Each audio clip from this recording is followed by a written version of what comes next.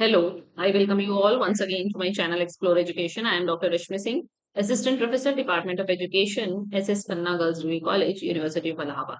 And this time I am going to discuss with you a new topic under my UGC NET series, that is NPE 1986 and Program of Action 1992.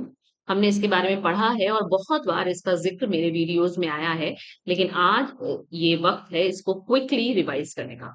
तो NEP 2020 से पहले भी एक NPE थी, ये NPE है और आज वाली एनईपी है। ओके, इसका पूरा नाम क्या है?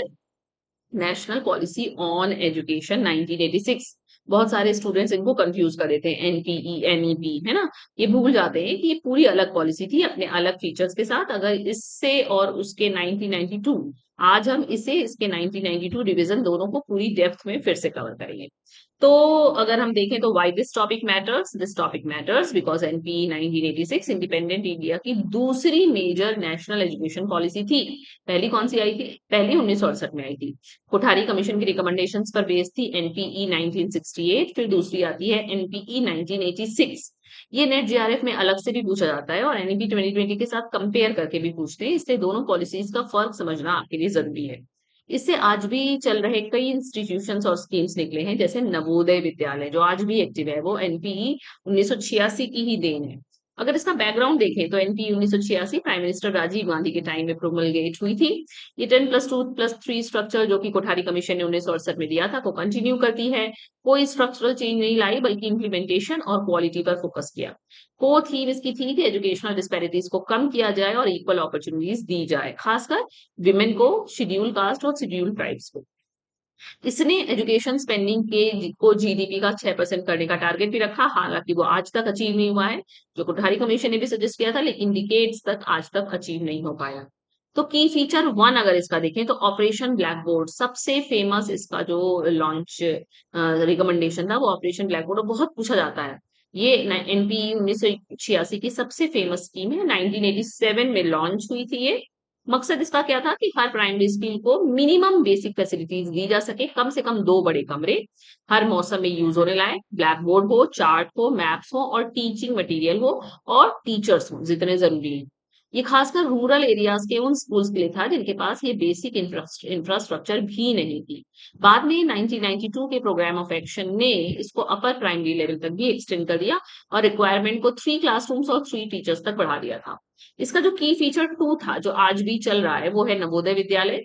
एनपी 1986 ने जवाहर नवोदय विद्यालय का कंसेप्ट दिया, फुली रेजिडेंशियल को एजुकेशनल स्कूल्स हर डिस्ट्रिक्ट में एक। मकसद क्या था इसका कि टैलेंटेड रूरल बच्चों को क्वालिटी एजुकेशन दी जा सके ताकि रूरल अर्बन एजुकेशन क्वालिटी का गैप खत्म हो। एडमिशन एक इंट्रेंस टेस्ट के थ्रू होता था, क्लास 5 पास स्टूडेंट्स के लिए और SC ST स्टूडेंट्स के लिए रिजर्वेशन भी था। ये स्कूल्स आज भी एक्टिव हैं और पूरी इंडिया में सक्सेसफुली चल रहे हैं और नवोदय विद्यालयों से पढ़े बच्चे अच्छा कर रहे हैं भविष्य में। इसका तीसरा फीचर जो था वो टीचर ट्रेनिंग या डाइट का था। एनपीई 1986 ने diet district institute of education and training establish किया, डिस्ट्रिक्ट लेवल पर डिसेंट्रलाइज्ड टीचर ट्रेनिंग सेंटर्स, ये भी आज भी चल रहे हैं। इनका पर्पस क्या था कि टीचर्स का प्रोफेशनल डेवलपमेंट उनके अपने डिस्ट्रिक्ट में ही हो सके ताकि ट्रेनिंग ज्यादा एक्सेसिबल हो। फिर आता है आपका 1992 का रिवीजन, जिसको कि प्रोग्राम ऑफ एक्शन का नाम दिया गया था। एनपी 1986 को 1992 में रिवाइज किया गया पीएम पीवी नरसिम्हा राव के टाइम में एक प्रोग्राम ऑफ एक्शन के थ्रू। ये रिवीजन 2 कमिटीज की रिकमेंडेशंस पर बेस्ड थी, एक तो राममूर्ति कमेटी 1990 और जनार्दन रेड्डी कमेटी 1992। इन 2 कमिटीज की रिकमेंडेशन पर ये प्रोग्राम ऑफ एक्शन बेस्ड था। इंपॉर्टेंट बात क्या थी कि 1992 रिवीजन ने पॉलिसी के फंडामेंटल फ्रेमवर्क को नहीं बदला, सिर्फ उसे स्ट्रेंथन किया कुछ नए टारगेट्स ऐड करके। की एडिशंस क्या था कि ऑपरेशन ब्लैक बोर्ड को अपर प्राइमरी लेवल तक एक्सटेंड कर दिया जाए, फ्यूचर में 50% प्राइमरी टीचर्स विमेन होनी चाहिए, ये टारगेट रखा। हायर एजुकेशन के लिए एक ऑटोनोमस कमीशन का प्रपोजल दिया गया और साल 2000 तक फ्री एंड कंपलसरी एजुकेशन के लिए एक नेशनल मिशन बनाने का प्लान था। Adult literacy, early childhood care और नॉन फॉर्मल एजुकेशन पाथवेज को भी इस रिवीजन में स्ट्रेंथन किया गया था। But why it was not fully successful? Challenges क्या थे? 6% जीडीपी वाला स्पेंडिंग टारगेट्स डिकेड्स तक अचीव नहीं हो पाया, फंडिंग की कमी की वजह से कई स्कीम्स सिर्फ पार्शियली इंप्लीमेंट हो पाई। 1992 रिवीजन के टाइम इकोनॉमिक रीस्ट्रक्चरिंग के साथ मैच हुआ, जिससे फाइनेंशियल रिसोर्सेज और भी लिमिटेड हो गए। फिर वोकेशनल और नॉन फॉर्मल एजुकेशन के लिए क्वालिफाइड स्टाफ भी कम था। तो अगर हम क्विक रिकैप करें तो एनपीई 1986 राजीव गांधी के समय आई। 10+2+3 को इसने कंटिन्यू किया। इसके जो रिकमेंडेशन थे वो operation black board, Navodaya Vidyalaya, diet और 6% जीडीपी का टारगेट।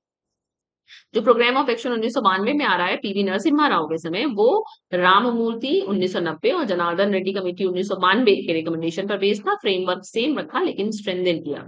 दोनों पॉलिसीज का फोकस था इक्विटी, विमेन, एससी और एसटी और बेसिक इंफ्रास्ट्रक्चर इक्वालिटी को लाना।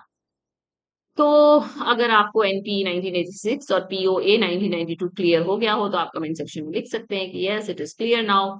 और अगला टॉपिक में बहुत इंपॉर्टेंट और बहुत कंफ्यूजिंग, बच्चे बहुत सवाल गलत उस पर करते हैं, वो है करिकुलम वर्सेस सिलेबस पर बनाऊंगी एक क्लियर डिफरेंस के साथ। सो अगर अभी तक आपने मेरे चैनल को सब्सक्राइब नहीं किया है तो सब्सक्राइब कर लीजिए ताकि ये अच्छे अच्छे छोटे छोटे एपिसोड्स आपसे मिस ना हो। और आप पढ़ते रहिए, देखते रहिए। Okay, so happy learning to all of you. Thank you for watching.